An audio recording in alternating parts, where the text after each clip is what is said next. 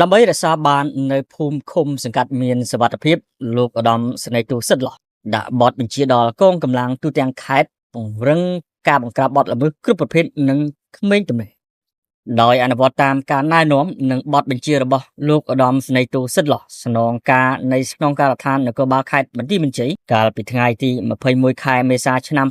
2025កម្លាំងនគរបាលជំនាញកម្លាំងអធិការដ្ឋាននគរបាលក្រុងស្រុកនិងកម្លាំងនគរបាលប៉ុស្តិ៍រដ្ឋបាលបានបន្តចុះផ្សព្វផ្សាយគោលនយោបាយភូមិឃុំសង្កាត់មានសុវត្ថិភាពនិងផលប៉ះពាល់នៃគ្រឿងញៀនផលប៉ះពាល់នៃក្របយុទ្ធភ័ណ្ឌមិនទាន់ផ្ទុះច្បាប់ចរាចរណ៍ផ្លូវគោកដល់សិស្សសាលានិងប្រជាពលរដ្ឋតាមមូលដ្ឋានឲ្យកាន់តែទូលំ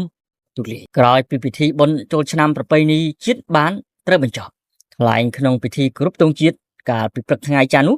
លោកឧត្តមស្នេហ៍ទូស្នងការបានដាក់ចេញនៅបទបញ្ជាដល់កងកម្លាំងនគរបាលទូទាំងខេត្តត្រូវបន្តយកចិត្តទុកដាក់និងអនុវត្តទូនីតិភារកិច្ចរបស់ខ្លួនឲ្យបានល្អពង្រឹងការផ្ដល់សេវាតបាលសាធារណៈសេវាសន្តិសុខសង្គមពង្រឹងការបង្ការទប់ស្កាត់និងបង្ក្រាបបទល្មើសគ្រប់ប្រភេទ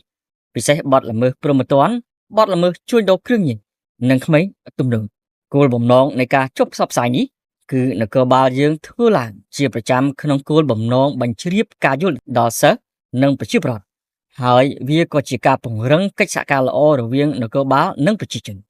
ដើម្បីងាយស្រួលក្នុងការរួមគ្នាបង្ក្រាបបទល្មើសគ្រប់ប្រភេទតាមមូលដ្ឋានសម្ដៅធ្វើយ៉ាងណាឲ្យខេត្តបន្ទាយមានជ័យទាំងមូលមានសន្តិភាព